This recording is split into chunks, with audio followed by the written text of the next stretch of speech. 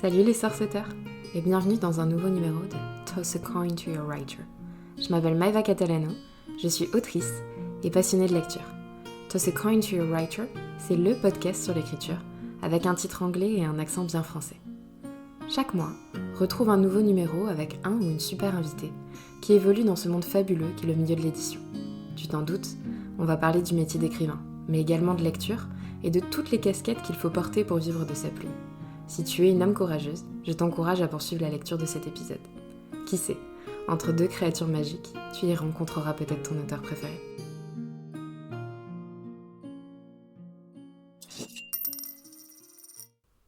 Bonjour tout le monde, j'espère que vous allez bien. Bienvenue dans ce nouvel épisode de Toss a Coin to Your Writer. Et je le sais, je vais le dire parce que vous l'avez sûrement remarqué, je suis extrêmement en retard. Cet épisode que vous allez écouter était censé sortir début avril, donc on l'a enregistré avec Élise à la fin du mois de mars. Et heureusement ou malheureusement, en fonction des événements, le mois d'avril a été beaucoup plus mouvementé que prévu. J'ai été beaucoup plus prise et ça s'est étalé sur mai. Je pensais décaler que de quelques semaines et finalement je décale de presque un mois et demi, 2 mois. Donc l'épisode d'avril est reporté à fin mai et l'épisode que j'avais prévu pour mai, qui est le prochain avec Maeva Mai, arrivera donc début juin. Donc voilà, désolée pour ce petit décalage. Aujourd'hui, j'accueille donc Élise Giraudot, une copine de Booksta et autrice, podcasteuse sportive, et elle a encore plein de cordes à son arc.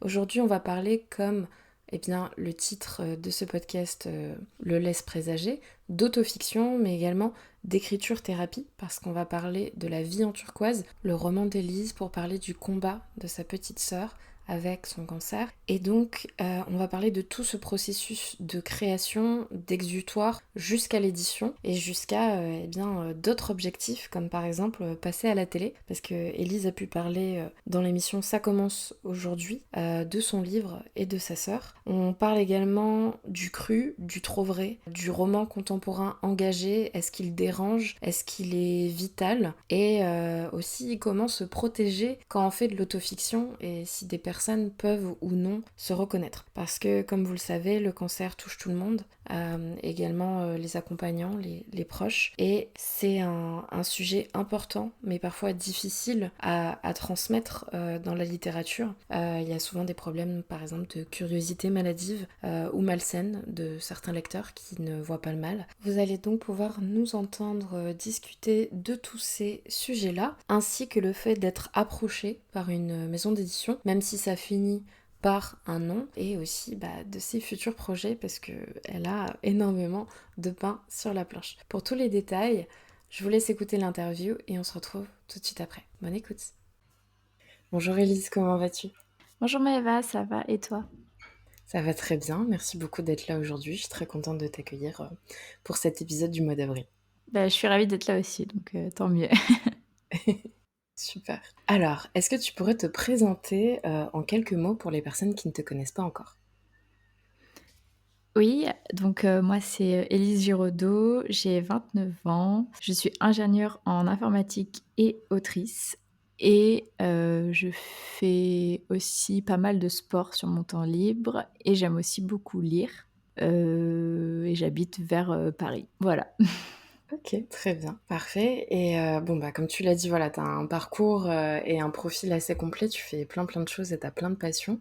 Mais est-ce que tu pourrais nous parler un petit peu de ton parcours peut-être de lectrice et ce qui t'a amené à l'écriture? Oui, d'ailleurs j'ai un podcast aussi, c'est juste que je le délaisse tellement que que j'ai oublié de le préciser. J'ai aussi un podcast du coup, qui s'appelle Microécriture. Mais c'est vrai qu'en ce moment, c'est un peu compliqué de tout gérer en même temps. Mais Mhm. effectivement, du coup, mon parcours de lectrice, il a commencé, assez jeune, quand, mes parents me lisaient des histoires, parce que, je sais que ça dépend complètement des enfants. Par exemple, ma petite sœur, elle détestait quand, mes parents lui lisaient des histoires quand elle était toute petite, alors que moi, je pouvais rester des heures assise à côté de ma mère qui me lisait les pages de Pomme d'Api, ça s'appelait à l'époque, le petit magazine. Mhm. Et après du coup quand j'ai su lire, j'étais très, très, très motivée pour apprendre à lire. Du coup, je lisais beaucoup. En fait, je ruinais vraiment mes parents à la librairie. Enfin, franchement, la meilleure sortie pour moi, c'était, «Viens Elise, on va à la librairie» et tout. Donc, je prenais plein de bouquins et du coup, je pense vraiment que c'est de là qu'est née, mon envie d'écrire, des romans. Parce que je me disais, «Ouais, c'est trop cool, je lis des livres, pourquoi j'écrirais pas le mien, quoi?» Donc j'avais fait plusieurs tentatives, donc toujours pendant la période où je lisais beaucoup. Parce qu'en fait, je lisais vraiment énormément, bah, de mes 6 ans, on va dire, pour être, à peu près large, à mes 18 ans. Là, je lisais vraiment énormément et donc j'avais essayé d'écrire mon premier roman quand j'étais, en quatrième, même si je faisais beaucoup de tu sais les jours quand, tu apprends à lire, tu as une page à lire par soir et moi Mmh. j'écrivais enfin j'inventais la suite tous les soirs, pour ma mère en fait. Mais bon, c'est pas une écriture de roman ça, mais bon, j'essayais quand même déjà d'écrire un peu. Du coup, j'avais fait une première tentative en quatrième et après surtout en terminale, donc à mes 18 ans, j'écrivais vraiment beaucoup et je partageais en ligne sur, Facebook à l'époque, parce que moi je suis vieille, donc c'était sur Facebook qu'on partageait ses écrits à l'époque. C'était the place to be et voilà et puis après je suis rentrée en école, enfin en qu'on appelle ça? En prépa, maths sup, maths spé et là, bah, déjà j'étais pas du tout dans un environnement où les gens écrivaient donc voilà et puis en plus, bah, c'était plus ma priorité et je faisais que taffer de toute façon donc bah, j'ai tout arrêté. L'écriture, la lecture, tout, tout, tout, tout, Mmh. jusqu'à il y a 3 ans. Donc voilà mon parcours. OK, ouais, bah, de toute façon, c'est vrai que les études, c'est tellement prenant et donc il y a 3 ans, c'est quoi le déclic qui t'a fait, revenir, vers l'écriture? Est-ce que c'est parce que tu avais un peu plus de temps par rapport au travail? Tu as trouvé un autre équilibre? Comment ça s'est passé? Non, pas du tout. En fait, quand j'ai eu, une vingtaine d'années, donc en fait après ma prépa, j'ai, commencé le sport, de manière assez intensive et du coup en fait, toutes ces années-là, elles étaient, consacrées au sport et en fait, il y a 3 ans du coup, donc en fait, il y a 2 ans et demi très exactement, ma petite sœur est tombée malade, elle a un cancer des ovaires et du coup naturellement, j'ai cherché un truc à me raccrocher, c'était assez inconscient mais au début, je me suis mise, encore plus à fond dans le sport. Je faisais genre, Mmh. 10 heures, 12 heures de sport par semaine, pour essayer de pas penser et en fait, le truc, c'est que c'est tellement, énergivore, même au niveau, psychologique, en fait, la maladie d'un proche, que j'ai enfin, mon corps, il suivait plus, en fait. Du Mmh. coup, je me suis dit: «Bah, tiens, je vais écrire, je vais me remettre à écrire et je vais écrire l'histoire d'une fille qui sauve sa sœur». Donc Mmh. voilà, enfin quand même très, relié, même si sur le moment, j'en étais pas vraiment rendu compte et du coup, j'ai inventé un monde fantasy, dans ma tête et sur le papier, du coup et je me suis, enfermée dedans et en fait, pendant toute la maladie de ma sœur, beh, j'étais dans mon monde fantasy Mmh. à écrire et réécrire cette histoire et du coup, bah, fatalement, j'avais un peu plus de temps puisque j'ai été plusieurs fois en arrêt de travail mais c'est surtout pour ça, en fait, que je me suis remise à l'écriture et je me suis remise aussi à la lecture parce que, bah, je me suis rendu compte que ça m'aidait vraiment, en fait, à écrire. Voilà. OK, d'accord. Donc quand tu parles, d'un roman fantasy, c'est Idélia, c'est ça? Le tome 1 Mmh. de Le ta fameux. trilogie? Le Oui, fameux. c'est ça. OK et bah, justement, où est-ce que tu en es? Parce que bon, on va en venir, plus tard. Là, tu as bientôt, une sortie, Mmh. mais c'est vrai que moi, quand je t'ai connue sur Instagram, tu t'as fait sur ce roman-là. Donc ouais, pour savoir un petit peu où ça en est et comment tu as travaillé dessus. Je sais que tu as fait des enfin, il y a eu, une maison d'édition et tu as, suivi une formation, il me semble aussi. Mmh. Donc pour savoir comment tu avais travaillé un petit peu sur le manuscrit. Ouais, Idélia, purée, les gens qui me suivent depuis là, ça me fait tout bizarre. C'est vrai que j'ai débarqué sur Insta avec ce projet parce qu'en fait, je l'ai commencé en décembre 2021 Mmh. et j'ai taffé dessus jusqu'en mars 2023. Donc ouais, enfin, c'est une grande partie, de mon aventure Instagram parce que du coup, je me suis inscrite sur Insta en mars 2022. Mmh. Donc j'avais déjà pas mal commencé le premier jet d'Idélia. Du coup, en fait, ce manuscrit, donc voilà, c'était à la base, je pensais pas le partager en fait nulle part, c'est juste que je m'étais remise à écrire et en fait, j'avais suivi, Sophie Gliocas et Morgane Luc. En fait, j'ai été tombée sur leur compte à toutes les 2 et j'ai vu qu'elles partageaient beaucoup, du coup sur l'écriture et leur aventure et cetera et je me suis dit: «Bah, tiens, pourquoi je ferais pas pareil? Ça pourrait peut-être me motiver, je pourrais peut-être trouver des personnes avec qui échanger sur ça et cetera» et du coup, en fait, c'est vrai que ça m'a beaucoup aidée parce que, j'ai découvert, donc l'existence de la formation LICAR que j'ai faite, du coup l'existence de, toutes mes copines d'écriture, dont Maëva ici présente et du coup, plein d'autres copines aussi qui m'ont, lue et qui m'ont fait remarquer que je faisais toutes les erreurs, qu'on faisait sur un premier manuscrit et du coup, je pense que sans ça, je j'aurais pas connu, j'aurais pas eu connaissance de toutes ces erreurs Mmh. et du coup, donc il y a la formation LICAR qui m'a pas mal aidée sur le côté, soumission et savoir parler de son roman. Mmh. Pas tant sur l'écriture parce que du coup, j'avais déjà eu, pas mal de conseils, de ces fameuses bêta lectrices et ouais, la formation m'a pas mal aidée sur le côté, soumission, avoir un plan déjà pour faire ton dossier, savoir pitcher, quand pitcher et cetera. Donc ça, sur ça, c'était une super aide et sinon sur le manuscrit, j'ai fait, je sais pas 5 ou 6 réécritures Ouais, quand même. complètes. Le manuscrit, il est passé de 79 000 mots à 115 000 mots aujourd'hui. OK. Donc il a il a bien grossi, parce que du coup, en fait, Morgane Joly, donc de La Plume de Morgane, m'avait donné pas mal de pistes, elle m'avait dit qu'elle trouvait que j'avais une super idée d'univers et cetera, mais qui était pas assez exploitée et qu'on comprenait pas pourquoi, certaines choses et cetera. Donc du coup, j'avais vraiment réécrit en essayant de gommer toutes mes erreurs. Heu j'ai planifié aussi le tome 2 et le tome 3 parce que c'est censé être une trilogie, d'urban fantasy Mmh. et voilà et voilà où il en est. Il est complètement en stand-by ce petit, Idélia et Mmh. franchement, à l'heure d'aujourd'hui, je ne sais pas si je le reprendrai un jour, ce qui est peut-être dommage, mais en fait, je vois plusieurs points. Le premier, c'est que c'est quand même un univers de fantasy assez hétérocentré, assez Mmh. hétéronormé, et je pense que si je le reprenais, je sais pas en fait si je garde cette base et c'est pas je rajoute des personnages parce qu'il faut pas rajouter des choses pour cocher des cases ou quoi que ce soit, mais j'essaie d'en faire un truc, un peu plus, mieux, tout simplement. Mmh. Ou si je change en fait complètement mon système de magie. Mais en fait, je me dis que peut-être il faudrait que je le reprenne d'une page blanche parce qu'il y a vraiment, beaucoup de choses à jeter encore. Et ensuite, je me dis aussi peut-être qu'en fait, c'était un roman pour faire mes armes, tout simplement et Possible qu'il aussi. a peut-être pas, vocation en fait à exister ailleurs que dans mon ordinateur. Je sais pas. Franchement, je suis très partagée, je sais pas. Mmh.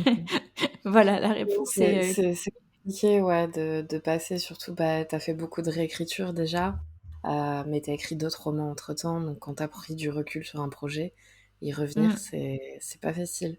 Mais bon, mmh après, mh. ne jamais dire jamais, hein. Peut-être que t'auras un déclic un jour, mais que Ouais, ouais, carrément. J'en ai parlé là, à ma maison d'édition, à mes mmh, éditrices, qui seraient potentiellement intéressées par le projet, hein, pour parce que je leur ai proposé des axes d'amélioration, et elles sont hyper emballées. Mais en mmh, fait, je sais pas trop, si en fait je me réessayerais à la fantasy. OK. Heu, je sais pas. Enfin là, voilà, en fait, j'ai d'autres idées de projets avant, que je sais que je veux écrire avant. Donc c'est vrai Mmh. que là, je sais pas répondre et puis quand j'aurai écrit, ces quelques projets que j'ai, ça va bien m'occuper, je pense 2 3 ans quand même. On Mmh. verra si j'aurai eu d'autres idées ou si en fait, Idélia me rappellera ou je sais pas. On Ouais. verra. Et ces projets, du coup, c'est plutôt dans du contempo, c'est ça? C'est pas de la Ouais, fantasy ou du fantasy? OK. non, Ouais, c'est c'est resté un peu vraiment, grand c'est du écart. contemporain et c'est ouais, ouais, carrément, mais en fait, en fait, je me suis rendu compte que c'est vraiment ce que j'aimais lire aussi. Mmh. En tout cas en ce moment, et un peu toute ma vie finalement. Parce que j'ai mes lectures, si je fais un peu un bilan, depuis même mon adolescence, j'ai très peu lu de fantaisie en fait. Je m'en OK. suis rendu compte en retournant chez mes parents là où du coup, j'ai ouvert mon placard et j'ai regardé mes livres, d'ado. Les seuls, ouais, c'est de la fantasy, je crois bien qu'on peut le classer là-dedans. La seule fantasy que j'ai lue, c'est, les Twilight, en fait. Mmh mh.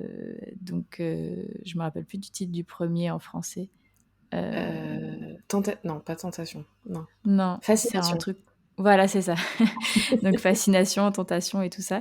C'est les seules fantasy que j'ai lues. Sinon tout le reste, c'était, de la romance et du contemporain et du policier, Mmh. en fait, OK. qui reste du coup, bah, dans notre monde, à nous, quoi.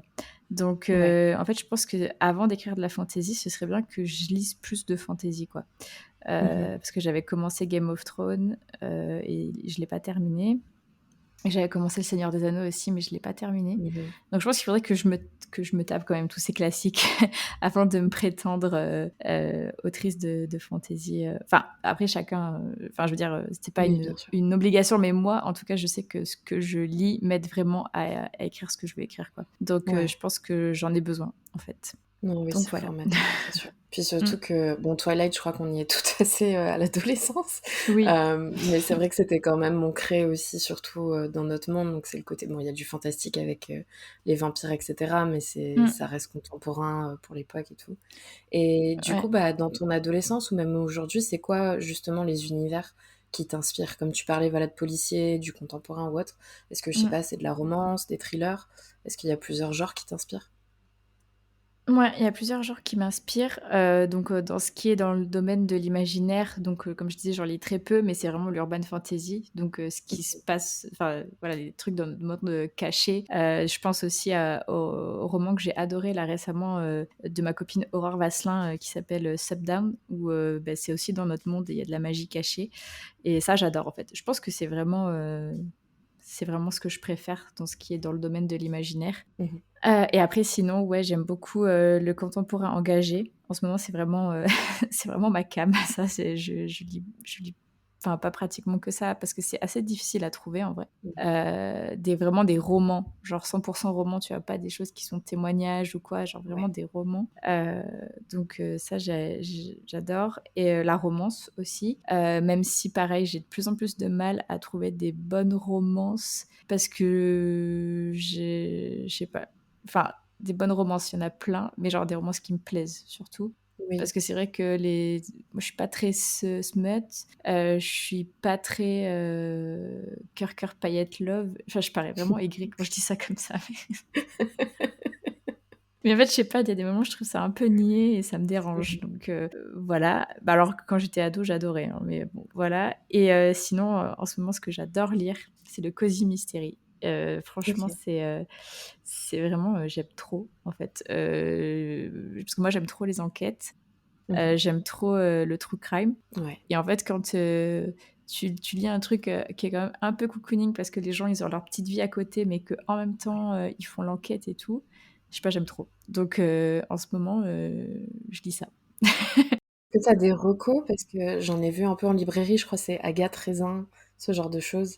Oui. J'en ai vu plein, plein, plein, mais je me suis jamais lancée, donc si tu as des recos, je veux bien. Ouais, ben là, tu vois, alors moi, je suis une autrice super lente, déjà, il faut le savoir. Mais du coup une lectrice, une autrice aussi, sauf quand je suis en arrêt de travail, mais sinon, je suis assez lente. Mais du coup, en tant que lectrice, je suis hyper lente. Mais du coup, j'ai adoré, Meurtre, mode d'emploi, donc ça, c'est une traduction, mais elle vaut vraiment le coup. J'ai adoré un autre, comment il s'appelle? Je vais chercher ça. Et sinon, en ce moment, je suis en train de lire, alors, je suis vraiment en train de le lire, donc j'adore. J'espère que la fin ne va pas me décevoir, mais je suis en train de lire, le cosy mystery, d'une autrice qui est sur, Booksta, qui s'appelle Lily Dreams, et ça s'appelle La vie sans moi. Alors, ça paraît un peu triste, comme ça, mais l'intrigue est hyper bien ficelée. Genre vraiment, je suis, mais choquée parce qu'il y a énormément de personnages. Donc il faut s'accrocher un petit peu au début pour tous les caser parce que c'est pas juste il y a plein de personnages, c'est qu'ils ont chacun un rôle bien précis et ils ont chacun, leur propre trauma et du coup, pour savoir, voilà, enfin pour bien comprendre tout ce petit univers de cette bande d'amis, faut Enfin, c'est bien écrit, mais du coup, il faut quand même que tu te fasses bien dans tes cases, tu vois, dans ton cerveau. Mais du coup, après, quand t'es dedans, mais c'est trop, trop bien. Donc voilà, je recommande ces trois-là pour le moment, si j'arrive à trouver l'autre. Mais du coup, ouais, j'aime beaucoup lire ça. Et j'en ai acheté d'autres là, donc je vais les lire. Je crois que c'est Good Girl, Bad Blood, mais en français. Ouais, c'est un titre traduit mais qui est resté en anglais. Enfin, c'est genre une adaptation de titre, c'est ça? Oui. Bah écoute, je voulais repartir un petit peu parce que tu as parlé de Bookstar et tu as parlé de Mm. ton podcast. Oui. Et c'est vrai que sur Bookstar, tu as commencé direct avec... Bon, t'avais pas Giraudot en complet, mais Élise GD. Mm. Et je me posais la question, est-ce que tu t'es un jour demandé si tu allais prendre un nom de plume pour une publication ou si dès le début, tu voulais utiliser ton nom de famille? Alors, alors, en fait, je voulais utiliser mon nom de famille, mon Mhm. prénom et mon nom de famille. Puis après, je me suis dit, tiens, est-ce que je prendrais pas un nom de plume? Et puis, en fait, non, parce que, en fait, déjà, j'avais pas d'idée de nom de plume. J'avais parlé de ça, justement, je crois, avec Camilla Morel, qui est aussi sur Booksta, qui a aussi un podcast. Et elle, genre, c'était évident depuis toujours qu'elle allait écrire sous un nom de plume. Elle m'avait dit. Donc vraiment, genre, c'était une évidence et tout. Alors que moi, alors déjà, je m'étais jamais trop posé la question parce que j'avais pas trop non plus connaissance d'apprendre des noms de plumes. Mhm. Donc pour moi, je voyais bien Élise et mon nom de famille, quoi. Mais je me suis posé la question et en fait, j'avais pas vraiment de raison de pas écrire sous mon nom parce que du coup, Mhm. j'en ai parlé à mon travail. Parce que en fait, comme je travaille dans une entreprise, tu peux pas forcément cumuler deux activités. Donc Ouais. peut-être que et puis il faut pas que, enfin, ils aiment pas trop que ton nom soit associé à des trucs, à des bails bizarres, par exemple. Moi, c'était pas le cas. Justement, j'en avais parlé aussi avec Agence Author, Mhm. qui a écrit Jeu coupable, qui elle donc a un pseudo parce qu'elle écrit de la romance érotique, enfin de la new Ouais. romance, et du coup elle voulait pas être connue, enfin elle voulait pas que son nom soit associé à ça. Mais moi du coup c'est pas ce que j'écris et je pense pas en écrire un jour. Après voilà, comme on disait, ne jamais dire jamais, mais peut-être que là je prendrais un nom de plume. Mais sinon je voyais pas vraiment de raison de pas publier sous mon vrai nom et comme c'était pas un souhait que j'avais eu, bah, je me suis pas posé la question plus longtemps que ça. Voilà, donc du coup, non, ouais, je pensais vraiment prendre mon nom et mon prénom, quoi. Voilà. Ok. Mais c'est bien des fois. Moi, ça complique pas la vie outre mesure à essayer de chercher un nom qui te convient, que tu peux garder, puisqu'il y a toujours ce risque. Est-ce que ça fait vrai nom? Est-ce que après je vais pas me lasser, ce genre de choses. Oui, Donc, c'est ça, est-ce que s'il te je plaît plus comprends. et tout. Mais après, j'ai toujours espoir de me marier. J'attends toujours la demande. Donc du coup, je me dis que ce serait avec mon nom de jeune fille qui est aussi, Oui. du coup, attaché à mes parents, à ma famille, qui est quelque chose de très important pour moi. Donc je me disais aussi que c'était bien en ce sens-là aussi. Donc Mais ça fait voilà. perdurer quoi. Si tu changes de Oui, nom un voilà. jour de manière civile, tu fais Oui, perdurer ton nom d'une autre manière. Ok. ouais, carrément. Et par rapport au podcast, justement, microécriture, tu disais lancé en mars 2022. Qu'est-ce qui t'a donné envie? C'était quoi tes motivations derrière la création du podcast? Et puis récemment aussi, tu as un peu changé de concept. C'est un peu la saison 2. Oui, c'est ça. Donc voilà, comment ça s'est passé tous ces changements et ces adaptations? Du coup, j'ai retrouvé l'autre Cosy Mystery, c'est Tu me dois un meurtre de Aileen Cook, voilà, qui était Ok, vraiment pas mal d'accord. aussi. C'est bon. Du coup, le podcast, je l'ai lancé en juillet 2022. Mhm. Et en fait, l'histoire derrière est toute simple, mais est assez drôle. C'est parce qu'en fait, je faisais que parler à ma mère de mes histoires de Booksta, de mon écriture et tout. Et ma mère, elle est adorable, genre elle m'écoute déblatérer sur plein de sujets qui l'intéressent absolument pas, que ce soit le crossfit, l'écriture, tous les personnages qui vivent dans ma tête. Et donc à l'époque, c'était Idélia, donc en plus un monde fantasy. Et ma mère déteste l'imaginaire. Donc du coup, genre elle m'écoutait, mais bon, voilà. Et au bout d'un moment, elle m'a dit, mais vraiment, Élise, faudrait que tu parles à des gens que ça intéresse. Genre. Elle m'a vraiment dit cette phrase. Et comme j'écoutais pas mal le podcast de Margot, Les mots Mhm. raturés, je me suis dit, bah tiens, je vais parler à des gens que ça intéresse, parce que je me dis, si les gens ils cliquent sur écouter, c'est qu'ils ont envie d'écouter ce que je dis. C'est pas moi qui les oblige, tu vois, à m'écouter. Donc je me suis dit, bah tiens, je vais lancer un podcast. Et du coup, je crois qu'à l'époque, Margot savait qu'elle allait être publiée. Et moi, du coup, j'avais toujours pas fait de soumission et tout ça. Et je me suis dit, bon, je veux pas non plus copier un concept. Donc, ce que je vais faire, c'est que je vais, moi, parler de mon aventure avec l'écriture. Parce que j'avais donc pour projet de faire publier Edélia à cette époque-là. Et aussi interviewer d'autres personnes sur comment elles ont réussi à finir leur premier jet. Parce que bah, je trouvais que c'était un vrai sujet. Enfin, en tout cas, pour moi, à l'époque, c'était un vrai sujet. Et je sais que ça allait encore pour plein de gens, mais forcément, bah, j'évolue dans l'écriture. Et du coup, c'est ce que j'ai fait pendant un long moment. Genre, j'ai interviewé plein de personnes par rapport à ça parce que je me suis dit, peut-être les gens, ils vont pas s'intéresser. Enfin, c'est pas qu'ils vont pas s'intéresser, mais peut-être que mon parcours, on va pas du tout leur parler, alors que le parcours de quelqu'un d'autre, oui. Du coup, voilà, je voulais que chacun puisse se reconnaître, peut-être prendre des petits bouts par-ci par-là de plusieurs personnes.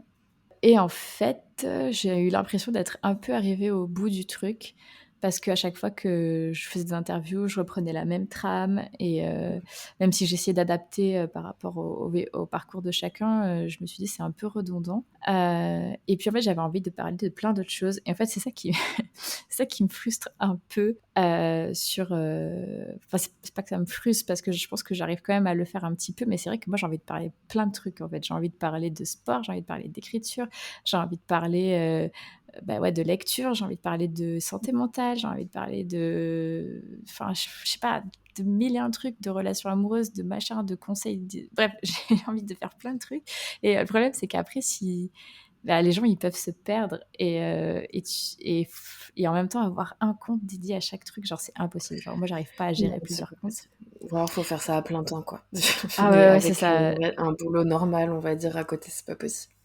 Ouais, non, carrément. Et du coup, bah, je me suis dit, bon, bah, si je peux pas le faire comme ça sur Instagram, bah, mes épisodes de podcast, ils seront un peu plus, voilà, genre sur la santé mentale, le féminisme, machin et tout. Et du coup, bah, quand je fais mes épisodes, et quand je blablate, je me censure plus, en fait. Genre, si j'ai envie de dévier sur un truc, je parle d'un autre truc. Et puis dans les gens que j'interviewe aussi, j'essaie toujours d'axer sur un sujet qui pas forcément sur leur parcours en tant que tel, mais genre sur vraiment un sujet, même si voilà, on fait un petit peu le tour de ce qu'ils ont fait, mais quand même un truc précis. Et voilà. Mais en vrai, j'ai toujours pas fait tous les épisodes que je voulais faire. Comme je disais, je délaisse un petit peu mon podcast en ce moment, mais je pense qu'après qu'on ait fini de blablater, toi et moi, là, je vais en enregistrer plusieurs pour en avoir d'avance parce que là, c'est pas possible. Là, ça va Le pas du micro, tout. il est sorti, donc tant qu'à faire. Voilà, exactement. Je vais parler, parler, parler, et puis après, je ferai une pause. J'irai prendre mon goûter. Mais ouais, non, voilà, il faut que je. En fait, j'ai envie de faire plein de trucs, mais voilà, enfin, manque de temps.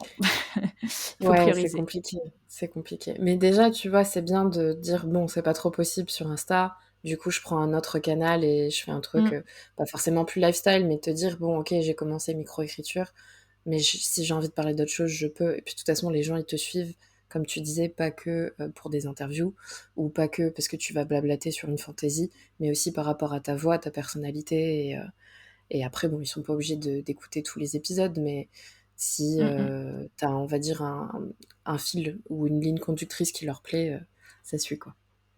Ouais, ouais. Bah écoute, j'espère en tout cas, voilà.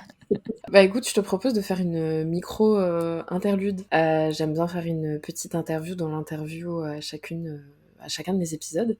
Et en ce Mhm. moment, le concept, c'est l'interview catastrophe. Donc, c'est deux petites questions avec voilà, une situation un peu étrange. Et qu'est-ce que tu ferais dans cette situation donnée? Euh, voilà, si tu es partante. C'est parti, je t'écoute. Ok, très bien. Alors, la première situation, tu te lèves un matin et plus personne ne comprend la langue dans laquelle tu parles. Donc tu arrives à comprendre les autres, mais eux, ils n'arrivent pas à te comprendre du tout. Comment tu fais pour communiquer? Genre, ils comprennent plus le français ou ils comprennent plus aucune langue? Bah, comme Enfin, si genre, peut-être c'est toi, moi, genre. ouais, c'est ça. Genre toi, tu parles, t'as l'impression que tu parles français, mais les gens, ils te comprennent pas, comme si tu parlais une langue alien. Mais toi, t'arrives à les comprendre. Donc c'est genre, tu vois, il y a un problème de communication, de traduction, ça passe plus. Ok, et c'est que la voix. J'ai marqué que ça, donc peut-être que Ok, tu peux trouver la main. du coup, je vais aller acheter une ardoise et un stylo et je vais écrire, du coup, ce que je veux dire et ils vont lire. Du coup, s'ils arrivent toujours à lire, ils peuvent lire ce que j'écris. Donc, je pense que je ferai ça. Ça, je pense que c'est le plus rapide en vrai. Ouais. Un Oui, parce génie. qu'au début, j'ai pensé à faire des gestes, mais je me suis dit, des fois, c'est pas toujours très clair, quoi. Donc, je Ouais, pense qu'il vaut c'est en mieux écrire fonction. sur une ardoise. Ok, très bien. Et la deuxième situation, alors tu as un sac sans fond, un peu, tu sais, comme Hermione, Mary Poppins ou même Mimi Mati. Mm. Mais tout ce que tu mets dans ce sac disparaît à jamais. Tu peux jamais repêcher ce que tu mets dedans. Mais t'es obligé de mettre 3 objets dedans. Qu'est-ce que tu mets? 3 objets qui disparaissent à jamais. Qu'est-ce que je mets dedans? Mmh, je mettrais, bon, je vais pas tricher parce que j'ai plusieurs boîtes de ça chez moi, mais on va dire, je vais mettre une de mes boîtes de mes médicaments périmés parce que de toute façon, ils servent plus à rien. Donc voilà, parce qu'après je pourrais mettre tout mon placard parce que tous mes médicaments sont périmés, je crois, donc voilà. Qu'est-ce que je pourrais mettre d'autre? Tiens.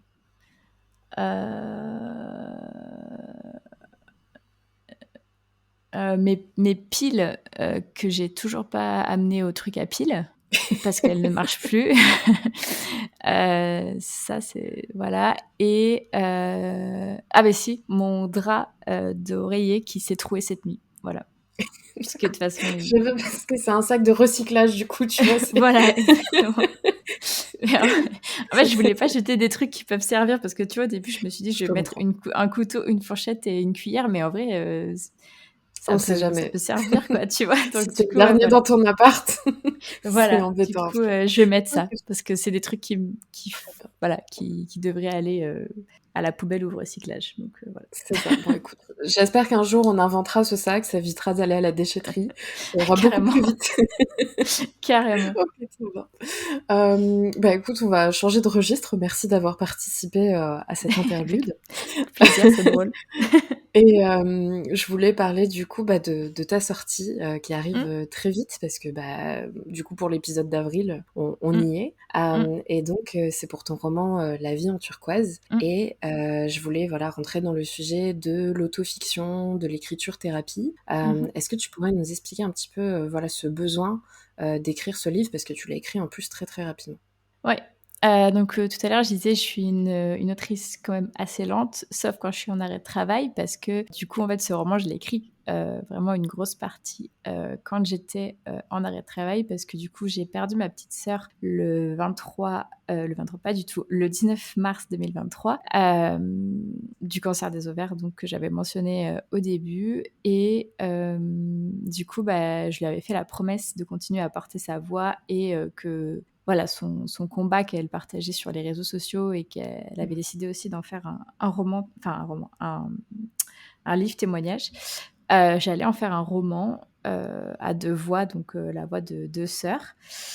Et je voulais vraiment en faire un roman et pas un témoignage parce que je m'étais dit qu'en fait, les témoignages, tu vas souvent dans ce rayon quand tu es touché par le sujet. Alors que, Mhm. par exemple, Nos étoiles contraires, bah, qui traite aussi du cancer, ou même Nos plus belles années de Clara Hero ou quoi que ce soit, tu peux l'attraper comme ça et alors que tu es dans ton coin roman et tu vas le lire alors que c'est pas forcément un truc vraiment témoignage sur le sujet. Et du coup, bah, c'est ce que j'ai fait. Et donc, je passais mes journées à écrire. J'avais fait du coup un anneau en 2 semaines. Je me rappelle, donc j'avais écrit 50 000 mots en 2 semaines. Après, je m'étais dit, il va falloir un peu se calmer parce que du coup, j'étais vraiment épuisée. Parce que c'est pas du Ouais. tout ma vitesse d'écriture habituelle. Je sais que pour certains, ça l'est, mais pas du tout moi. Donc, du coup, j'étais vraiment épuisée. Mais après, j'ai quand même continué à l'écrire. Et du coup, je l'ai écrit en 3 mois en faisant quasiment que ça de mes journées. Mhm. C'est-à-dire que je me levais, je prenais mon petit déj, j'écrivais, je mangeais le midi, j'écrivais, et le soir était là. Et si j'avais la foi, je regardais un film avec mon copain, et sinon je continuais à écrire. Et du coup, En fait, je pense que vraiment, ce livre, ça a été, vraiment ma thérapie. Pourquoi? Parce que, j'ai pas trouvé en fait de psychologue ou de psychiatre ou qui que ce soit avec qui parler parce que, j'ai vraiment aucun problème avec, la parole et j'ai pas fait de ce que j'ai vécu quelque chose de tabou. Donc en fait, la Mmh. thérapie par la parole, je pense pas que ce soit inutile du tout, mais moi ça me correspond pas et j'ai testé, l'hypnose, j'ai testé, enfin plein de trucs, d'autres formes de thérapie et ça m'a pas spécialement aidée. Heu et du coup, en fait, je me suis dit: «Bon, voilà, le ta thérapie, ça va être le fait d'écrire l'histoire» et je voulais aussi ne rien oublier, Mmh. et pouvoir relire, en fait, le roman. Alors, peut-être pas dans sa version finale, là, qui va sortir parce que c'est vrai que forcément, on a changé des choses. Il y avait des maladresses, il y avait, des sujets que finalement je voulais plus aborder, que j'ai supprimés, et cetera et cetera. Mais, je sais que si je relis mon premier jet, ce sera vraiment tel quel, comme ça s'est passé dans la vraie vie. Enfin, je sais ce qui est fiction, je sais ce qui ne l'est pas, forcément, puisque c'est moi qui l'ai écrit. Et du coup, je pourrais relire ça et comme ça, j'oublierai pas, en fait. Mmh. Et ça me faisait du bien aussi, psychologiquement parce que pendant la maladie de ma petite sœur, j'étais très, très, très impuissante, forcément, puisque je pouvais pas la sauver, ni la soigner. Et là, en fait, voilà, de tenir ma promesse et de savoir que je fais quelque chose d'utile, que ce soit pour, la mémoire de ma sœur ou pour peut-être aider d'autres personnes qui vont se reconnaître, en lisant, le roman, Mmh. ça me fait du bien. Donc je pense que ça me soigne aussi quelque part. Du coup, c'est en ce sens-là, du coup, que j'ai écrit le livre, que je l'ai écrit vite et que j'appelle ça que ça a été mon livre thérapie parce que, du coup, c'est vraiment dedans que je me suis, retrouvée et replongée après le décès pour essayer, d'aller mieux, quoi. Mmh. Voilà. Et justement, parce que c'est vraiment délicat, comment même si bon, forcément, tu disais, toi, dans ton premier jet, tu vois la différence, tu sais ce qui s'est passé et pas passé. Comme c'est plus ou moins une autofiction, en tout cas, il y a voilà, il y a un élément de énorme de réalité. Mmh. C'était quoi la difficulté dans cette création? Comment tu as pris du recul? Parce que comment tu as déterminé ce que tu voulais garder de vrai et au contraire, ce que tu voulais romancer par rapport à tes personnages? En fait, je voulais que alors déjà, en fait, il y a des choses, qui se sont passées sur plus de temps que ce qu'il y a dans Mmh. le roman. Déjà le roman, il fait déjà 170 000 mots à peu près, donc il est énorme. Heu, du coup, et pourtant j'ai raccourci des moments. Parce qu'il y a des trucs qui s'étaient passés sur plusieurs jours, qui là se passent en une journée ou qui se passent en une semaine, qui se passent du jour au lendemain. Donc déjà, juste pour la timeline, pour essayer de condenser un petit peu plus et pas juste d'écrire des trucs, pour meubler ou quoi que ce soit ou quoi. Déjà, il y a des trucs que j'ai regroupés. Ensuite, il y a des choses, que je voulais vraiment dénoncer, parce que je me suis rendu compte que, en fait, le cancer, donc la maladie, elle est partout. Mmh. Et moi, j'ai eu de la chance, bon, j'ai pas eu de chance, par rapport à l'issue de ma petite sœur, mais j'ai eu de la chance sur certaines choses. Par exemple, ça a pas détruit mon couple, ça m'a Mmh. pas, fait du tort au travail, alors que ça aurait clairement pu. Genre ça a failli valdinguer 2-3 fois, par exemple, juste ces 2 sujets et je voulais Mmh. montrer, en fait, que ça faisait ça. Donc c'est des choses que j'ai des traits que j'ai grossis, pour mon personnage pour pouvoir dénoncer. Donc je cite ces 2 exemples, mais il y en a plein d'autres, des choses que j'ai changées et que j'ai rendues, fictionnelles pour pouvoir dénoncer Ouais. ça. Et après dans ce que je voulais garder vrai, c'était, les différentes manières des gens de réagir face à la maladie. Mais pareil, j'ai grossi des traits, donc c'est pour ça qu'au début, je fais quand même un disclaimer en disant, «Ma maman de ma vraie vie n'est pas la maman des personnages, le papa de ma vraie vie n'est pas le papa des personnages» parce que, ils ont des réactions un peu plus, enfin, clairement plus exagérées que dans la vraie vie. Et par contre, ce que je voulais vraiment garder vrai, c'est tout ce que ma sœur a vécu, Mmh. par rapport à l'hôpital, et par rapport à sa maladie. Parce que, je trouvais que les représentations des malades, étaient vraiment, pas, v pas vraies dans les médias en général. Et je voulais aussi... En fait, j'en ai un peu marre, en fait, que ce soit toujours les personnes malades qui doivent se sentir pas glamour, Mhm. moches, qui doivent se cacher, etc. Euh, et, euh, et aussi montrer que bah, dans la maladie, bah, il y a des moments comme ça, mais qu'en fait, il faut arrêter de les rendre tabous, quoi. Donc, du coup, ça, je voulais vraiment que ça reste vrai, aussi pour faire passer un message. Donc, du coup, c'est un peu comme ça que j'ai déterminé. Et après, mais c'était très clair dans ma tête, en fait. J'ai pas eu besoin de l'écrire ou quoi que ce soit, ça c'est venu assez naturellement. Et après, le reste, c'était au fil de l'eau. Et puis, voilà, comme je te disais, il y a des choses au début que j'avais mis dans le premier jet que j'ai enlevé. Il y a même des trucs qui sont restés là jusqu'à il y a 2 semaines et que finalement, en fait, je dis à mes éditrices, en fait, je veux plus en parler. Donc, on a enlevé dans le roman. Mais du coup, voilà. Je me perds un peu dans mes explications, mais du coup, voilà, en gros, comment j'ai un peu déterminé, j'ai un peu construit mon histoire finalement. Ok, L'histoire de d'accord. l'histoire. Ouais, c'est vrai que ça m'a l'air super dense parce que bah voilà, toi tu veux pas trahir bah, ton histoire à toi et à ta sœur, mais en même temps, bah, comme t'as le droit aussi à être pudique sur certains trucs, donc des sujets que tu veux montrer, d'autres non. Mm. Ça m'a l'air voilà très compliqué dans les relectures et là tes corrections édito euh, de de trouver un équilibre quoi. Donc c'est pour ça que je te Mm. tire vraiment mon chapeau parce que ça a pas l'air d'être un exercice facile du tout. C'est gentil. Mais en fait, c'est pas tellement de la pudeur parce que j'en ai Mhm. pas spécialement, mais c'est surtout les gens en fait Ouais. qui dépassent un peu les bornes des limites, même quand je veux juste mentionner quelque chose. Il faut toujours Mhm. qu'ils aillent gratter plus loin pour savoir et tout. Et des fois, j'ai D'accord. l'impression que c'est un peu avec une curiosité malsaine. Ouais. Et du coup, je Mhm. me suis dit, si je laisse ça dans le roman, parce qu'en fait, les gens oublient parfois que c'est pas parce qu'on parle d'un sujet qu'on est prêt à tout entendre et à tout recevoir dessus. Ouais. Euh, et ça, c'est un peu dommage. Et en fait, moi, le temps passe et à force de répéter, de répéter, de répéter l'histoire parce que je parle de mon roman sur les réseaux, etc. Mhm. Mhm. Il y a des choses, tu vois, j'arrive à en parler sans pleurer, mais les gens, ils arrivent toujours à venir gratter un peu plus pour savoir un peu Ouais. plus et me dire des choses et me poser des questions. Et même des fois, quand je dis non, c'est arrivé lors d'un live la semaine dernière. Il y a eu une question qui a été posée. La personne qui animait le live m'a posé la question. J'ai dit, je ne veux pas m'exprimer sur ce sujet. Mhm. Et la personne a répondu, mais pourquoi elle veut pas dire? Mais parce que je veux pas. C'est mon droit, genre j'ai le droit de ne Mhm. pas vouloir m'exprimer sur un sujet, ça s'appelle le consentement et c'est à la portée de tout Tout le à fait. monde. Genre, juste respecte en fait que je n'ai pas envie de parler de ça. Mhm. Et du coup, je me suis dit que s'il y a des choses, si je les laissais dans le livre, on allait me poser des questions dessus ou on allait venir me dire ah, moi j'ai eu ça, j'ai eu ça, j'ai eu ça. Et c'est pas quelque chose que j'avais envie. Donc c'est aussi pour me protéger en fait, finalement, que j'ai enlevé certaines choses. D'accord. Ouais.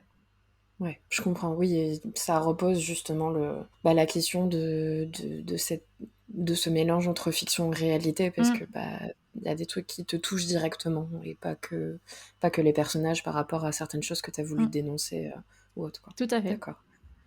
Et pour venir un peu bah, à ta maison d'édition, vu que Mm, bon, bah, voilà, la sortie approche, mm, comment s'est passé un petit peu le chemin? Parce que voilà, tu as eu cette écriture rapide, ce besoin de guérir avec l'écriture. mm. Est-ce que c'est toi qui as fait des soumissions? Est-ce que c'est eux qui t'ont approché? Comment ça s'est fait? En fait, j'ai fait l'écriture donc jusqu'en juin, et je l'envoyais, au fil de l'eau, si je crois bien. Si je dis pas de bêtises, je l'envoyais au fil de l'eau à Manon Lécuyer, donc ma co la enfin la co-autrice de mon autre roman, mais aussi une amie et à Morgane Joly que j'ai mentionné tout à l'heure, qui était une bêta-lectrice professionnelle. Elle n'avait pas lancé ses services encore, donc je ne l'avais pas rémunérée pour ce roman-là, mais je l'ai rémunérée après pour d'autres de mes romans. Et elle me faisait des retours, en fait, du coup, ça me permettait d'ajuster au fur et à mesure. Mhm. Du coup, j'ai fait une première réécriture. Après, j'ai laissé poser, pardon. J'ai passé mon mois d'été qui a été assez, enfin mes 2 mois d'été qui ont été assez horribles. Mhm. Et fin août, j'ai eu, envie de le reprendre, donc j'ai refait, une relecture et une réécriture assez légère quand même, ça m'a pas pris trop de temps. Mais par contre, j'ai ajouté, un prologue et un épilogue. Mhm. Et du coup, le prologue et l'épilogue qui étaient à l'époque, sont devenus des préambules et un, fragment parce qu'en fait, il y a des dans le roman, c'est entrecoupé de passages un peu comme si les personnages intervenaient directement, dans leur journal intime un petit peu. Ok.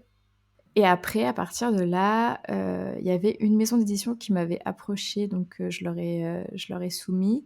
J'ai eu un refus, auquel je m'attendais pas du tout, puisqu'on m'avait approchée du coup enfin c'est pas que je me disais que c'était gagné, mais bon, j'avais beaucoup d'espoir en fait, on va dire. Donc du coup, ça m'a mis un peu un coup et donc après je me suis dit: «Bon bah, voilà, je vais faire des soumissions classiques». Donc j'ai soumis, début septembre à plusieurs maisons d'édition. Et parfois par des chemins, un peu détournés, parce qu'il y avait plein de personnes, sur Insta qui étaient hyper gentilles et vraiment que je remercie encore énormément qui me disaient: «Beh, j'ai parlé de toi à mon éditrice, tu peux, m'envoyer, je vais lui transmettre, ton manuscrit» et cetera. Pareil, j'ai contacté au culot des gens, des éditeurs, sur Instagram et tout. Ça a marché ou ça a pas marché, mais il y a eu des fois où ça a marché et en fait, à chaque fois, on m'a dit non. On Le sujet, revenait toujours pareil, c'est trop vrai, c'est trop, Mhm. la vérité, il f c'est, et puis, enfin, après ça dépendait des maisons d'édition, mais celles qui sont un petit peu plus, tu vois, genre qui publie un peu plus de la littérature blanche, on va dire, qui me disait que le langage n'était pas assez soutenu ou enfin voilà, mais à chaque fois j'avais des retours argumentés, donc c'était quand même plaisant de voir que les gens prenaient le Mhm. temps de me répondre. Mais en fait, j'avais vraiment ce besoin de d'avoir un oui quoi, parce qu'en fait, donc je pense que c'est le cas de tout le monde, mais en plus, genre comme c'était un texte par rapport à ma petite sœur, le fait d'avoir plein de noms comme ça, genre 5 ou 6 assez rapprochés, je me disais: «Mais en fait, mon texte, il va jamais, jamais, jamais être publié et je vais pas tenir ma promesse» et ça, c'était Mhm. inconcevable pour moi, en fait. Genre vraiment, c'était horrible. Plus que le fait d'avoir des noms, habituels, parce que j'ai eu des noms Bien aussi sûr. pour d'autres textes, tu vois, mais genre vraiment, c'était pour cette question de promesse et j'étais en mode: «Mais c'est horrible, genre je vais pas réussir à tenir mon truc». Et du coup, je me suis dit: «Bon, ben là, on va faire des soumissions classiques, de toute façon, tu as épuisé, toutes tes pistes, de personnes que tu connais». Du coup, j'ai envoyé à des maisons à compte d'auteur, je ne savais pas. Donc j'ai reçu des oui très rapides, qui me disaient, «OK, bah, il faut payer 2 000 balles». J'étais là: «Ah bah Mhm. non, en fait». Ah non, du coup. Du coup, non et j'ai soumis, du coup, à ma maison d'édition, Les Arts Démos, Mhm. après leur avoir parlé sur Instagram parce que je pensais qu'ils ne publiaient que de l'imaginaire et Mhm. du coup, quand je faisais ma petite liste des maisons d'édition que je connaissais et que je faisais mes petits trucs, où est-ce que ça pourrait aller aussi parce que du coup, bah, j'avais, soumis aussi, à d'autres maisons d'édition qui m'ont jamais répondu, le même jour. Je me disais: «Bon là, ça peut rentrer, dans leur collection et tout» et puis je me suis dit: «Ah mais tiens, les arts démo, est-ce qu'ils feraient pas autre chose que de l'imaginaire?» Et du coup, je leur envoie un message sur Insta et ils me répondent, dans la journée. Ils me disent: «Non, non, on a d'ailleurs, cette collection». Donc ils m'envoient le lien et je vois que dedans, il y a, un autre roman qui s'appelle, Journal d'une partie de nous, qui est en fait, écrit par Lisa Carmen, qui est, une jeune femme qui, écrit voilà un peu une autofiction, et je crois qu'elle, c'est pas romancé, mais c'est aussi sous forme, de roman, Mhm. roman témoignage, qui traite des violences sexistes et sexuelles qu'elle a pu vivre et du coup, ils avaient déjà publié un texte comme ça et je me suis dit: «Ah mais ça irait trop, trop bien dans cette collection». Du coup, j'ai soumis par la voie, naturelle des manuscrits. Je sais pas si on dit la voie naturelle, mais par la voie, voilà, normale des Lambda, on va manuscrits. dire. Voilà et du coup, j'ai attendu et le jour de mon anniversaire, j'ai eu un appel avec eux et bon, j'avoue, je m'attendais du coup à ce que ce soit oui, parce que si j'avais un appel, tu vois, je me disais mais bon, vu ce que j'avais eu avant, j'étais en mode, peut-être qu'eux aussi vont me dire: «Ah mais non, en fait, c'est trop lourd à porter», parce que bon, je tape fort quand même sur l'hôpital, par rapport à ce que ma sœur a Ouais. vécu et cetera. Je me suis dit: «Faut le p c'est vrai qu'il faut le porter aussi le texte». C'est pour ça que j'avais aussi envisagé de l'auto-éditer à un moment Mmh. et en fait, non, les éditrices, elles m'ont dit: «On adore, voilà, on l'a lu, on a lu aussi la fin en premier. Déjà on était quasiment sûrs de te dire oui parce que la fin est super belle, et du coup on a parlé plus, on a parlé, voilà de moi, de qu'est-ce qui était, enfin voilà, important pour moi dans une maison d'édition, les conditions et tout aussi par rapport à la rémunération machin. Et puis voilà, en fait, ça s'est fait super naturellement et en fait, directement, elles ont parce qu'elles font beaucoup sur Discord. Elles m'ont créé un salon avec un papillon, parce qu'il faut savoir que le papillon a une très forte représentation dans le roman. Je me suis dit: «Mais c'est incroyable, genre, c'est trop mignon et tout» et je me suis directement sentie à l'aise avec elles, et en fait, bah, enfin mes soupçons, positifs se sont, avérés vrais au fil des mois et en fait, Mmh. je suis trop contente. Enfin, je pense que c'était vraiment la meilleure maison d'édition pour ce roman et je suis persuadée que en fait, c'était, le cadeau d'anniversaire de ma sœur parce que je me dis: «Si c'est arrivé le jour de mon anniversaire, la le oui pour la publication de ce livre, c'est que c'est ma sœur». Du coup, voilà, Ouais. je suis persuadée que c'est ma sœur qui les a mis sur mon chemin. Du coup, je suis trop contente, et très reconnaissante par rapport à ça. Voilà la petite histoire. Et puis, bah, c'est quelque chose qui se profile bien parce qu'on va y venir dans un instant, mais tu as d'autres, projets avec eux. Mais juste avant de parler de ça, je voulais te poser la question sur, une émission que tu as fait il y a pas longtemps. Mmh, Ça commence aujourd'hui sur France 2, mmh, pour parler, voilà, du combat de ta sœur et tu as eu l'occasion également de parler de ton roman, donc ton hommage, hein, en partie. mmh. Comment ça s'est passé cette expérience, de comment, tu as été contactée pour l'émission et comment la préparation, pour ton témoignage, s'est déroulée? Bah, du coup, j'ai pas été contactée pour l'émission, D'accord, OK. c'est moi qui ai répondu à un appel à témoins. Mmh mh. Parce qu'en fait, ils en publient régulièrement sur Instagram toujours et moi je suis abonnée à leur Insta parce qu'en fait, j'avais 3 objectifs, avec ce roman: le publier, passer à la télé et l'adapter en film. Donc il manque que le troisième. Mais du coup, je regardais, très souvent ça commence aujourd'hui avec, Louise mais plutôt sur les sujets joyeux et moi je regarde, toutes les émissions quasiment, que ce soit à la télé ou en replay et du coup, ils avaient, posté un appel à témoins pour la Journée internationale des droits des femmes. Mmh. Venez parler de cette femme de votre entourage qui est votre héroïne. Et alors là, je me suis dit: «Mais OK, mais en fait, c'est l'émission, faite pour, parler de Louise parce que, bah, voilà, je l'appelle mon héroïne de papier, je et que je veux l'appeler l'héroïne de pap enfin, que je veux que ce soit une héroïne de papier immortelle et cetera». Du Mmh. coup, j'ai répondu à l'appel à témoins. J'ai harcelé la journaliste.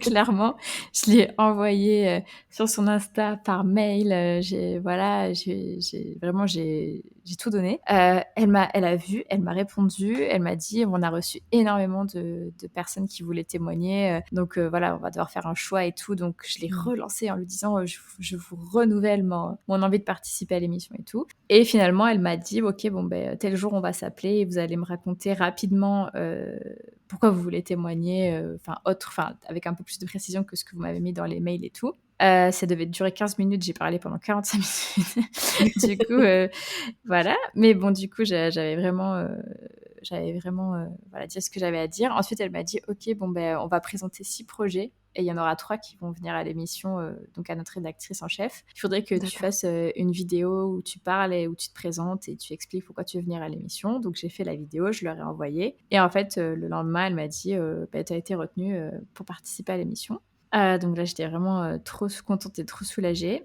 Et ensuite, du coup, on a refait un appel et après elle m'a demandé de faire, une voix off et tu sais, d'envoyer des photos pour faire un truc au début, des photos et des vidéos de Louise et moi et elle m'a dit aussi, «Beh, envoie-moi la couverture de ton livre». Sauf que moi, le thème de l'émission, c'était vraiment, voilà, cette femme, mon héroïne, Mmh. et j'avais pas du tout prévu, de parler de mon livre. Alors, je m'étais dit: «Si ça arrive, c'est cool», mais en fait, moi, vraiment le but premier, c'était de parler de ma sœur et je me suis dit: «Si je parle d'elle, qu'il y a plein de gens qui la regardent, bah, voilà, tu vois, ça la rendra immortelle aussi. Sauf Mmh. que du coup, le jour où je suis arrivée dans les loges, j'ai eu un brief juste avant de passer pour qu'elle me dise en fait les questions que Faustine, donc la présentatrice, pouvait me poser pour me relancer si jamais il y avait besoin, quoi. Et elle m'a Ouais. dit, et là, elle va te poser la question par rapport à ton roman et tout, et on va afficher la couverture. J'étais là, mais c'est incroyable. Du coup, j'étais trop contente. Et parce que je me suis dit, voilà, ça en fait aussi la promo, c'est trop bien. Et du coup, Bah, ça me ouais. permet aussi de parler de ce côté héroïne de papier, puisque voilà, cette femme, mon héroïne. Et ça montrait aussi, du coup, l'hommage que je faisais en même temps, enfin, même si les deux sont liés, mais voilà. Et du coup, j'étais trop contente. Voilà, je savais pas s'ils allaient en parler ou pas, et ils en ont parlé. Et du coup, c'était une super chouette expérience. C'était du direct en plus, donc Ouais. voilà, c'était chouette parce que l'équipe était super bienveillante et la psychologue qui était présente aussi, Faustine aussi, elle est vraiment comme elle est à la télé. Ouais. Il y a pas d'entourloupe. Et puis les journalistes aussi. Enfin bref, c'était vraiment une très chouette expérience. Mais si on met de côté le sujet, j'ai adoré faire de la télé. Donc voilà, non, c'était vraiment bien. D'accord. Bah, écoute, en tout cas, j'ai beaucoup aimé. J'ai pas pu regarder en direct, je suis allée voir en rediff Mmh, et je sais qu'il y a une partie sur YouTube donc pareil, mmh. je mettrai, dans la description s'il y a des personnes qui ont pas vu, Ah, c'est chou. pour te voir, parler et écoute, avant de terminer, je voulais parler de tes futurs projets parce que bien sûr, on parle de ta sortie, mais tu as déjà plein de choses, qui se précipitent un petit peu ou en tout cas sur le feu, Mmh, dont un quatre-mains, ouais. d'Aikiri, avec Manon dont tu as parlé tout à l'heure Mmh, et aussi, ton manuscrit, en cours, enfin un de tes projets en cours, Pas de mmh, clichés à New York City. mmh. Est-ce que tu peux nous parler, voilà, de ces projets-là? Où est-ce qu'ils en sont? Et parce que tu sur les réseaux sociaux, il y a tellement de choses en même temps, parfois c'est un petit peu Oui, difficile de suivre. carrément. C'est vrai que ça, c'est un truc aussi, on a l'impression, quand on parle sur les réseaux d'un truc que tout le monde va s'en rappeler alors qu'en fait, je le dis, tout le monde ne s'en rappelle pas. Vraiment, c'est genre faut pas se dire que on a parlé d'un projet, qu'il faut absolument le terminer parce qu'on en a parlé sur les réseaux. La preuve en est avec Idélia. Finalement, j'en ai parlé hyper longtemps et j'en parle plus du tout. Et pourtant, tout le monde est resté avec moi et c'est super. Et du coup, ouais, pour mes projets, donc Daikiri, il est terminé. On l'a écrit assez rapidement avec Manon.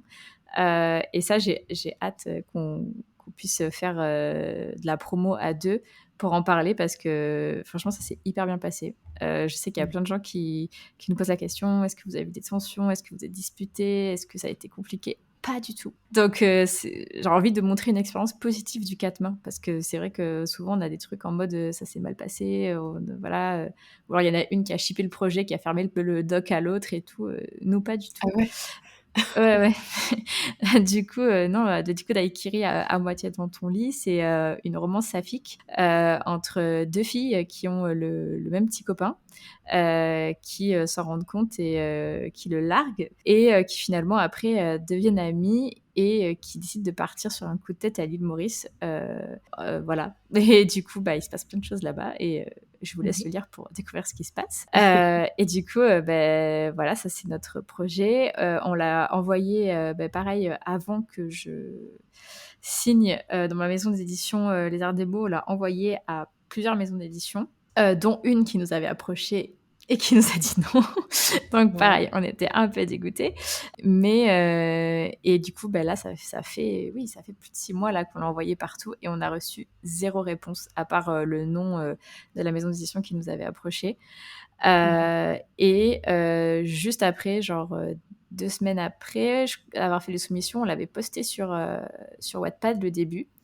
Mmh. Et mes éditrices donc de Les Arts des Mots nous avaient dit, nous avaient fait des petits appels de phare en mode nous on est intéressés par Daikiri, est-ce que vous l'avez soumis et tout. Et donc du coup elle nous en avait parlé aussi donc avant de me dire enfin pas avant de me dire le oui mais après m'avoir dit le oui. Mmh. Et du coup nous on avait ça faisait déjà quelques temps qu'on avait soumis, qu'on avait eu le nom et franchement on avait fait des soumissions sans trop y croire parce que ça c'est un autre sujet. Pourquoi les maisons d'édition ne publient pas de romans saphiques, je ne sais pas. Ouais. Et du coup, bah, en fait, on s'était dit qu'on allait attendre la réponse des maisons d'édition. Et puis après, en fait, après, on s'est dit, mais pourquoi on attendrait la réponse des maisons d'édition alors qu'il y en a une super qui nous veut. Du coup, bah, on a dit oui. Et du coup, on a signé. Et franchement, on a plus que bien fait parce qu'en fait, elles font un travail formidable. Et du coup, ça me fait plaisir, tu vois, d'avoir signé dans une maison d'édition petite pour montrer qu'il n'y a pas que des petites maisons d'édition qui sont pourries. Parce que c'est vrai qu'on entend souvent plein de scénarios catastrophes des petites maisons d'édition. Et en fait, moi, la mienne, elle est trop bien. Donc, du coup, je suis vraiment ravie qu'on soit mis d'accord toutes les deux avec Manon et qu'on ait signé chez elles parce qu'elles sont trop cool. Et du coup, Pas de cliché à New York City, ça c'est un autre projet que j'ai qui est écrit à moitié. Et ça c'est un truc, il faudrait que j'en fasse un épisode entier. Arrêter d'écrire sur un projet et s'y replonger parce que c'est hyper compliqué. Mais du coup, il devrait sortir normalement l'année prochaine. Parce que pareil, mes éditrices, je leur ai envoyé quelques temps après avoir signé pour La Vie en turquoise et pour Daikiri. Elles m'ont fait des remarques sur des trucs qu'elles trouvaient pas trop bien et j'étais d'accord. Donc il faut que je le reprenne. Mhm. Du coup, voilà. Et avant, j'ai un autre projet qui est censé sortir l'année prochaine que je n'ai pas encore écrit et qui est censé sortir avant parce que je suis à New York City, qui là du coup sera un autre roman contemporain engagé qui va traiter de plusieurs sujets, donc notamment les violences sexistes et sexuelles dans les hautes études. Et j'ai pas honte de le dire, il m'a très clairement été inspiré au début par Nos plus belles années de Clara Hero parce que je me suis dit mais en fait c'est tellement bien qu'elle ait écrit sur ce sujet parce qu'il faut tellement en parler. Donc moi, ça sera directement inspiré de trucs que j'ai vus ou vécus dans mes études. Donc elle, ça se passe à Sciences Po, je crois, son livre. Moi, ça va se passer dans les écoles d'ingénieurs. Et je veux aussi donc parler de l'alcoolisme chez les jeunes parce que je trouve qu'on n'en parle pas assez non plus, des troubles du comportement alimentaire et de la vision de la femme par les hommes, euh, parce que c'est aussi des trucs que j'ai vécu récemment dont j'ai envie de parler. Du coup voilà, ça, on va suivre un frère et une sœur qui seront tous les deux dans la même école d'ingénieurs et dont voilà, ils veulent chacun vivre leurs années d'études et d'école, que ce soit au niveau du cursus ou au niveau des soirées, du groupe d'amis et tout ça, de manière séparée, même s'ils s'entendent bien en soi, mais qui finalement vont se rejoindre parce qu'il va se passer quelque chose. Voilà. Ce Et sont mes donc plein futurs plein de projets. projets. C'est ça. 2024, 2025, ça va être chargé quoi. Ouais, mais il faut que je l'écrive là, celui-là. En fait, j'ai tout dans la tête, mais c'est vrai que gérer la sortie, la fin des corrections édito, faire de la Ouais. promo, Mhm. parce que oui, je le cache pas non plus. Genre, c'est trop bien d'avoir une petite maison d'édition, mais c'est vrai que il y a forcément moins de moyens pour la promo que dans les grosses. Mhm. C'est pas du tout une critique de le dire. Du coup, je fais aussi beaucoup de promo de mon côté, même si je pense qu'en fait, même les personnes qui sont signées en grande ME font aussi beaucoup de promo de leur côté. Oui, de plus en plus maintenant. Ouais, ouais, carrément. Donc du coup, c'est vrai que gérer tout ça, et après trouver parce que j'ai quand même mon travail du coup à côté, le sport, la vie sociale. Il y a des moments où j'aime bien juste scroller aussi. Du Et coup, tu c'est as le vrai que droit. c'est oui, oui, carrément. Mais du coup, c'est vrai qu'il faut aussi que je trouve le temps pour écrire et que je le remette en priorité. Du coup, voilà, mais ça va se faire. J'attendais là de vraiment, tu vois, sécuriser la sortie, que tout soit bien. Et hier, voilà, Mhm. le roman, il est parti en impression. Donc là, c'est bon, je vais continuer la promo, mais je vais aussi me reprendre du temps pour écrire et avancer ce projet. Du coup, j'allais te demander, avant de terminer, que j'avais des petits conseils voilà, à te demander. Parce que tu disais tout à l'heure, et puis de toute façon on le voit hein, sur les réseaux sociaux, que tu es une grande sportive, tu fais du crossfit, et forcément il y a une partie mentale qui va avec. Et donc, qu'est-ce que ça t'apporte? Est-ce que ça t'aide avec l'écriture? Ou au contraire, est-ce que ça bloque un petit peu? Est-ce que ça va de pair, ce genre de choses? Du coup, ouais, ouais, ça m'aide carrément. Je trouve que je suis bien plus productive les jours où j'ai pu faire du sport. Parce qu'en fait, moi, je remarque que moins j'en fais, moins j'ai envie d'en faire. Je parle de tout en général. Genre, quand je me lève le matin et que je décide que c'est une journée posée, vraiment, genre, c'est impossible de me faire dévier de mon plan. Alors que si je suis partie au taf, Je suis déjà dans l'action, tu vois, donc je rentre, je me change, je vais au CrossFit. Alors que si je suis comme ça dans le canapé toute la journée et que je me dis, ah, j'ai ma séance le soir, bah, tu vois, au moment d'y aller, j'y vais quand même, mais genre, Mhm. Et du coup, en fait, c'est pareil, genre, avec l'écriture, genre, je me lève, je fais mon truc et tout, je vais à la salle le midi, ça, c'est les jours où je suis en télétravail. Je taffe et le soir, je vais écrire et je trouve que j'ai l'esprit, je sais pas, plus clair, plus disponible. Et le fait de faire du sport depuis longtemps aussi, ça m'avait vraiment appris la discipline et la patience en fait d'atteindre ton objectif parce que au début, j'avais Ouais. commencé le sport pour maigrir. Parce que j'étais pas bien dans ma peau. C'était bien avant les réseaux et tout, donc voilà, enfin, c'était vraiment moi qui me sentais, qui me sentais mal dans ma peau. Euh, Sûrement une injonction de la société, mais c'est un autre débat. Et bref, du coup, j'avais commencé le sport pour ça. Mhm. Et en fait, bon, en fait, si on regarde l'objectif que je voulais atteindre à la base au niveau physique, je ne l'ai jamais atteint parce que c'est pas du tout ma morphologie. Mais du coup, ça m'a appris la patience parce que tu vois, je voulais réussir à faire des tractions, je voulais réussir à faire tel ou Ouais. tel mouvement. Et en fait, ça m'a pris des années et pas du tout 3 mois comme il promettait dans le premier programme que j'ai fait. Du coup, ça m'a vraiment appris ça, du coup, à avoir des objectifs sur le long terme et à s'y tenir, en fait. Et du coup, je trouve que c'est pareil, Ouais. l'écriture, même si, bon, il y a quand même toute la dimension artistique qui va avec, et où il y a des jours, bah, t'as pas d'inspi, et je pense que ces jours-là, il faut pas forcer. Mais quand même, tu vois, genre s'obliger à écrire, je sais pas, même un tout petit nombre de mots par jour, ou même juste une phrase par jour, bah, ça te permet Mhm. d'avancer. Parce qu'en fait, même si tu écris un mot par jour sur ton clavier, bah, bon, dans très longtemps, mais ton roman, il sera fini un jour, tu vois. Et le fait de faire du sport plusieurs fois par semaine, bah, ça m'a appris ça. Donc, en ça, je trouve que ça Mhm. m'a. C'est un peu deux aspects sur lesquels je trouve que ces disciplines peuvent se regrouper. Ouais, tout à fait. Ok, d'accord, très bien. Et bah écoute, la dernière question, revenir un petit peu sur l'autofiction, mais est-ce que tu aurais voilà, des conseils aux personnes qui voudraient s'essayer un petit peu à cet exercice, parce que s'il est particulier, peut-être sur comment prendre du recul ou comment compartimenter certaines choses? Prendre du recul, franchement, j'ai pas de conseils parce que je pense que Mhm. ça dépend vraiment des gens et non pas qu'il y ait une hiérarchie, tu vois, dans les gens. Je pense qu'on deal tous avec nos problèmes de la manière enfin, avec ce qu'on peut, en fait. On fait ce qu'on peut avec ce qu'on a. Ouais. Donc, parce que je sais qu'il y a plein de gens de mon entourage, tu vois, qui connaissaient ma petite sœur et tout, qui me disent waouh, Ellie, c'est trop bien ce que tu fais pour la mémoire de ta sœur, moi j'en serais incapable. Et c'est ok. Enfin, genre, chacun fait comme il peut, tu Mhm. vois, et voilà, enfin, moi ça m'aide, donc c'est pour ça que je le fais, mais genre, si ça m'aidait pas, je pense pas que je pourrais me forcer, tu vois, sur un truc Ouais. aussi dur finalement. Donc voilà, donc si vous n'y arrivez pas à écrire sur le sujet, bah, c'est ok. Par contre, j'aurais des conseils pour pas que les gens portent plainte contre vous, parce que du coup, j'avais fait Ouais. appel à Marine de la Plume du Droit, qui est donc juriste et qui propose maintenant ses conseils enfin, pour les écrivains, auto-édités ou en maison Mhm. d'édition.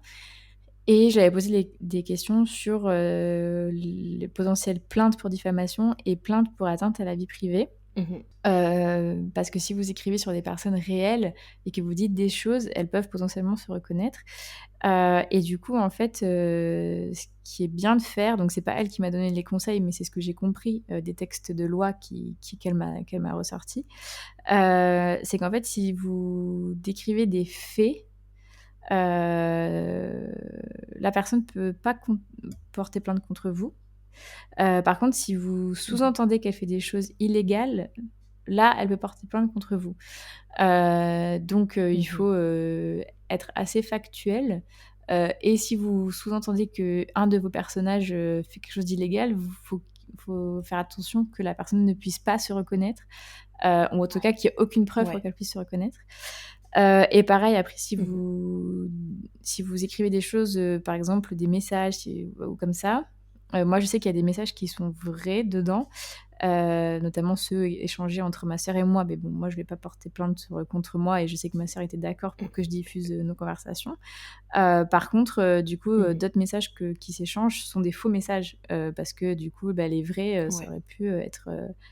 on aurait pu porter plainte contre moi pour atteinte à la vie privée. Donc voilà, c'est bien de Ouais. se renseigner sur ça. Ça, c'est le problème avec l'autofiction, du coup, et quand il y a des gens qui sont dedans, des gens de la vie réelle, je veux dire. Voilà, ce serait ça mes conseils, du coup, un petit peu pratiques, plutôt que sans prendre du recul, parce que bon, en fait, prendre du recul, c'est entre vous et vous-même, et il faut voir si ça vous fait du bien ou pas, et si ça vous fait plus de mal que de bien. Je pense qu'on a déjà, surtout si c'est sur un sujet, sur le deuil ou même sur des violences ou quoi que ce soit, enfin, on a déjà assez à gérer avec notre tête. Faut pas non plus se rajouter du mal. Voilà, je pense que c'est important de le dire. Je comprends, tout à fait. Écoute, c'est le moment de la fin, donc tu as l'antenne, si tu veux faire passer un message, si t'as un petit mot à dire, voilà, c'est à toi, c'est ta minute de gloire. Ça c'est horrible parce que je pose la question à tout le monde à chaque fois, moi aussi, dans mon podcast. Et les gens, ils galèrent à trouver un truc. Et là, moi, je galère à dire quelque chose. Qu'est-ce que je pourrais dire Qu'est-ce que je pourrais dire Du coup, je vous remercie déjà tous et à toutes de m'avoir écouté jusqu'au bout parce que je sais que je suis très bavarde. Je remercie toi, Maëva, pour m'avoir reçue. Et je voulais juste, du coup, comme mot de la fin, citer ma dédicace de mon roman La vie en turquoise, puisque je sais que c'était une dédicace qui tenait, enfin voilà, à laquelle ma sœur tenait beaucoup. Parce qu'en fait, donc je lui dédicace le roman et je dédicace aussi le roman à toutes les personnes qui se battent contre la maladie, peu importe la maladie, pas forcément le cancer, mais aussi toutes les maladies, celles qui sont invisibles.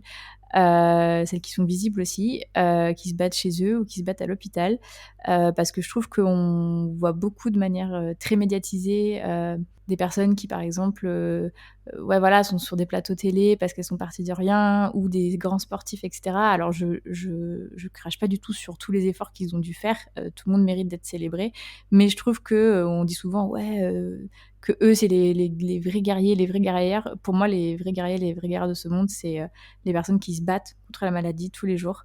Et voilà, c'est mon avis, mais c'est important pour moi de le dire, donc voilà, je dirais ça comme mot de la fin. Merci beaucoup, Elise, et merci encore une fois pour cette interview. Merci à toi, Maëva.